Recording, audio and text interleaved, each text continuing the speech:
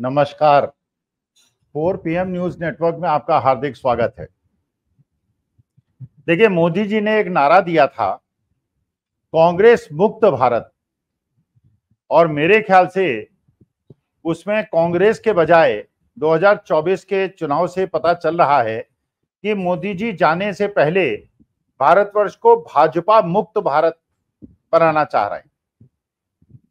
क्योंकि जिस प्रकार की दुर्दशा भारतीय जनता पार्टी की पिछले 10 साल में की गई है और जिस प्रकार से भारतीय जनता पार्टी की छवि जो कि अटल बिहारी वाजपेयी ने और LK आडवाणी ने और बाकी लोगों ने बनाई थी, उसको जिस प्रकार से ध्वस्त किया गया है, जिस प्रकार से यह बताया गया है कि देश के अंदर ऐसी भी सत्ता आ सकती है जो पूर्ण रूप से तानाशाही से प्रेरित हो, जिसमें लोकतांत्रिक भावनाओं और मूल्यों का कोई स्थान न हो, जिसमें मर्यादाओं का कोई ध्यान न हो, जो नाम तो मर्यादा पुरुषोत्तम श्री राम का ले लेकिन जो मर्यादाओं का पालन न करे।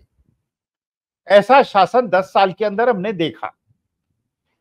अब इस 10 साल के शासन में गुजरात लॉबी के अमित शाह जी ने और माननीय मोदी जी ने जिस प्रकार की सरकार दी, बाकी सभी राज्यों के अधिकारों का हनन किया।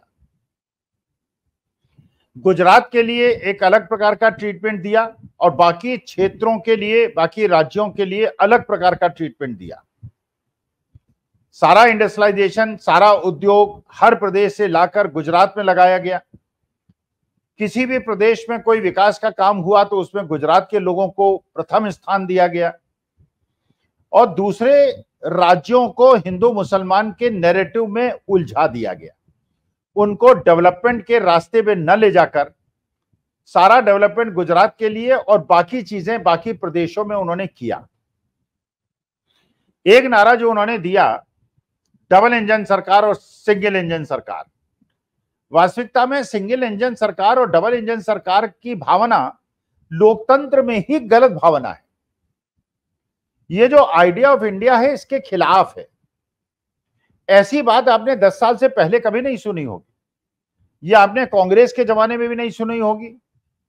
जब भारतीय जनता पार्टी की सरकार भी रही अटल जी की 7-8 साल, उसमें भी नहीं सुनी होगी, क्योंकि ये लोकतांत्रिक मूल्यों के खिलाफ है।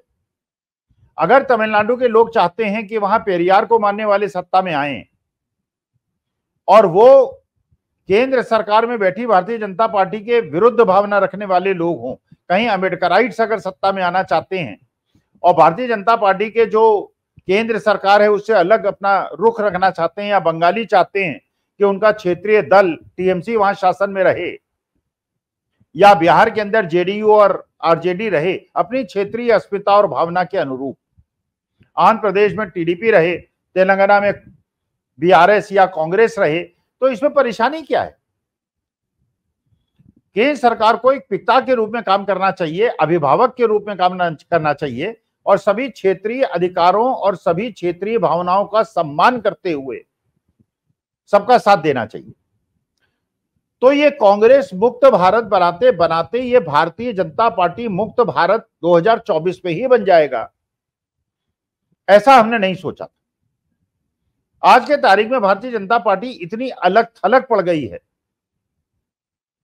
या भारतीय जनता पार्टी तो नहीं लेकिन मोदी जी और अमित शाह इतने अलग थलग पड़ गए हैं कि भारतीय जनता पार्टी खुद के नेता भी उनके साथ खड़े होने के लिए तैयार नहीं है, और कोई विपक्षी दल का नेता भी अगर उनके साथ आज खड़ा है तो केवल इसलिए खड़ा है कि उन्होंने प्री पोल अलायंस किया है और अभी वो जनता को ये नहीं दिखाना चाहते कि प्री पोल अलायंस करके वो तुरंत अलग चले गए और इंडिया अलायंस के साथ चले गए, केवल आज इसलिए साथ खड़े हैं। लेकिन उनकी जो असली रणनीति है वो ये है कि पहले तो भारतीय जनता पार्टी ये डिसाइड कर ले कि उनका संसदीय दल का नेता कौन होगा। मोदी जी चाहते हैं वो हों, लेकिन जिस प्रकार उन्होंने शिवराज सिंह चौहान, वसुंधरा राजे, येदियुरप्पा, योगी जी, सब लोगों को परेशान किया है पिछले 10 साल के अंदर, उन्होंने किया है या अमित शाह ने किया है। ये लोग भी आज ये चाहते हैं कि भारतीय जनता पार्टी में जो ये गुजरात लॉबी का वर्चस्व है ये खत्म हो। तो भारतीय जनता पार्टी अंतर द्वंद्व में फंसी हुई है, अपने अंदर एक लड़ाई में फंसी हुई है, और इसकी पुष्टि उस बात से होती है जब भारतीय जनता पार्टी के एक अध्यक्ष इसलिए कहा, वो कैसे अध्यक्ष है आप जानते हैं, वो ऐसे अध्यक्ष हैं कि जब वो माननीय मोदी जी के साथ चलने का प्रयास करते हैं तो अमित शाह उन्हें घसीट के पीछे कर देते हैं। जबकि परंपरा क्या है, एक बार राजनाथ सिंह भारतीय जनता पार्टी के राष्ट्रीय अध्यक्ष थे और एक मंच पे वो जा रहे थे, अटल जी बैठे हुए थे, अटल जी खड़े होने लगे। राजनाथ सिंह जी ने पूछा, महाराज आप क्यों खड़े हो रहे हैं, बैठे रहें। तो उन्होंने कहा नहीं, आप राष्ट्रीय अध्यक्ष हैं, आप मेरे अध्यक्ष हैं, तो मेरा मर्यादा ये कहती है कि मैं खड़ा हूं क्योंकि आप अध्यक्ष हैं। ये एक मर्यादा थी और आज एक मर्यादा है।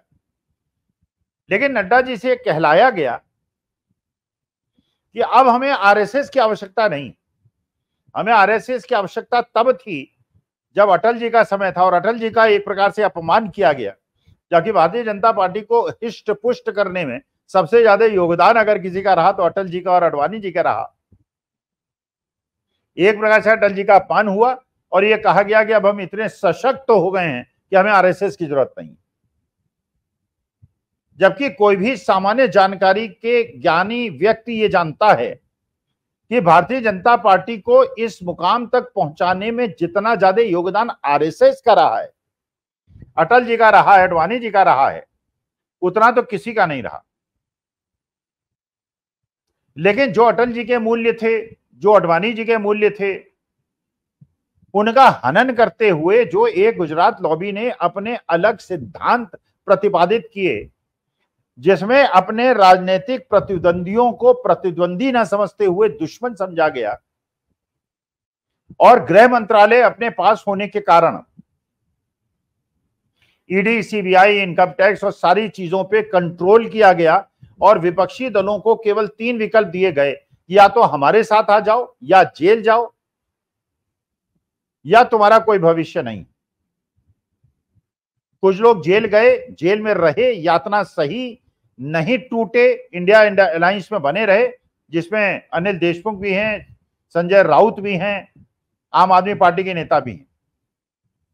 कुछ लोग टूट गए, अशोक चौहान हैं, जितिन प्रसाद हैं, छगन भुजबल हैं, प्रफुल्ल पटेल हैं, शुभेंदु अधिकारी हैं, हेमंत विश्व शर्मा हैं, टूट गए, भारतीय जनता पार्टी में चले गए।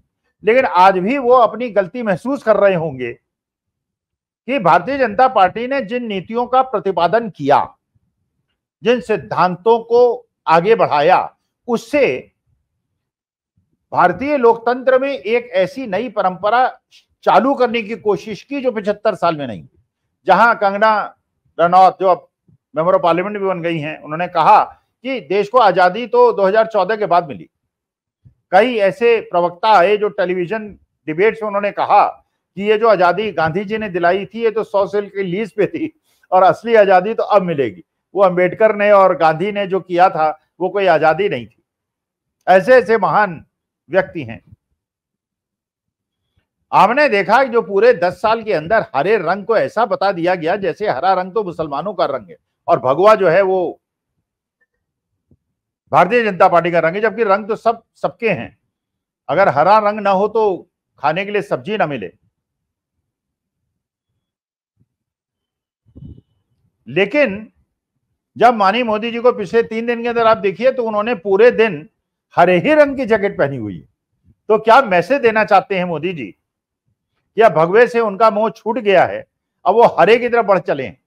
हमारे हिसाब से, मेरे हिसाब से हरा, भगवा, नीला, पीला, काला, इसका कोई लेना देना नहीं है। सब रंग प्रकृति के रंग हैं और सब स्वीकार्य हैं और किसी धर्म से किसी रंग को जोड़ना मूर्खता है।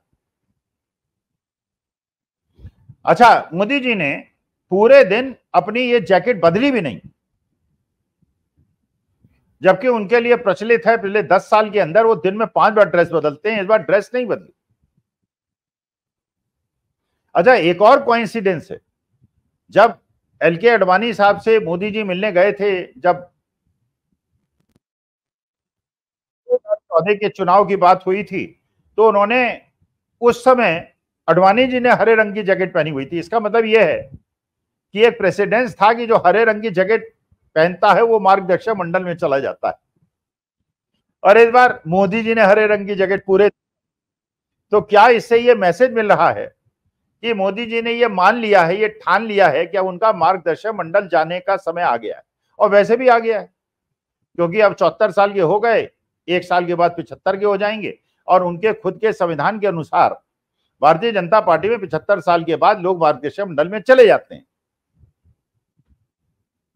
तो भारतीय जनता पार्टी के अंदर जिस प्रकार शिवराज सिंह चौहान बहुत ज्यादा एक्टिव हैं, फडणवीस साहब ने महाराष्ट्र के अंदर अपना पद से हटने की इच्छा जता दी है, एकनाथ शिंदे के लोग उद्धव ठाकरे के संपर्क में हैं, अजीत पवार के लोग शरद पवार के समर्थन ढूंढ रहे हैं, महाराष्ट्र की सरकार गिरने वाली है, हिमाचल प्रदेश की सरकार बच गई है।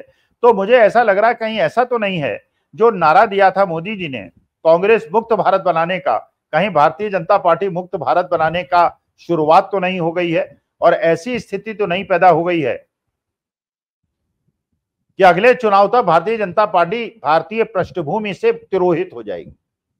इसलिए कि बिना हिंदू मुसलमान के भारतीय जनता पार्टी का, जो मोदी जी की भारतीय जनता पार्टी, उसका काम नहीं चलेगा। और चंद्रबाबू नायडू और नीतीश कुमार वो लोग हैं, बल्कि चंद्रबाबू नायडू ने तो अपने घोषणा पत्र में कहा है वो 4% रिजर्वेशन मुसलमानों को देंगे। तो ये जो पूरी स्थिति है, ये हिंदू मुसलमान छोड़ नहीं पाएंगे, वो हिंदू मुसलमान सहन नहीं कर पाएंगे। तो एक वोट बैंक बनाया था हिंदुत्व का, वो भी टूट जाएगा। हिंदुओं ने महाराष्ट्र के डिसाइड कर लिया उद्धव ठाकरे को देंगे।